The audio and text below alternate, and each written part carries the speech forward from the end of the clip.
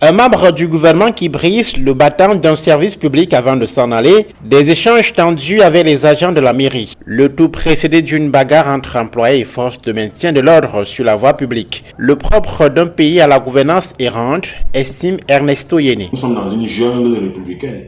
Une jungle républicaine où c'est la loi du plus fort. Et c'est le cas au Cameroun où on sait ostensiblement que c'est une guerre des clans. C'est une espèce d'archipel de pouvoir où j'agis en sachant que j'ai des ponts de régime derrière moi qui peuvent me permettre de faire ce que je veux.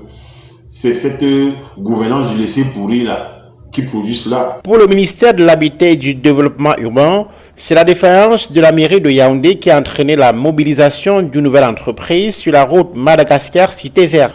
Pendant que la mairie explique être bloquée par l'absence de versement de ses ressources par le trésor public, après avoir contractualisé une entreprise pour la rénovation de la route. Est-ce qu'on ne pourrait pas rapidement débloquer cet argent? Ce sont des questions que moi je me pose et qui peuvent forcément trouver des réponses sur si on pose vraiment les deux entités, les deux personnalités qui aiment le Cameroun et qui veulent que les travaux aillent très rapidement. Si les deux personnalités peuvent s'asseoir sur la table pour discuter de manière convenable et de manière réfléchie et diplomatique. Des bagarres entre des entités de l'État, des querelles sur les compétences à exercer par l'une et l'autre partie en conflit.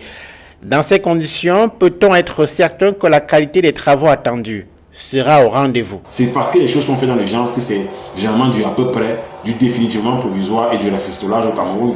Et Yaoundé est le visage béat, le visage laid de cette façon de faire là, où on vous fait un carrefour, j'aime mon pays, qui existe habitant au Gabon depuis plus de 20 ans, on vient vous mettre ça en pleine ville, dans un endroit où ce sera attendu à avoir un échangeur, je ne parle pas d'échangeur simplifié. À la fin du mois de mars, la 14e conférence des ministres de l'Organisation mondiale du commerce doit rassembler plus de 4000 personnes à Yaoundé. Puis la visite du pape Léon XIV suivra en mi-avril prochain, de quoi mettre la pression sur le gouvernement, visiblement pas tout à fait serein, face aux nombreux réglages en vue de cet agenda diplomatique plutôt serré.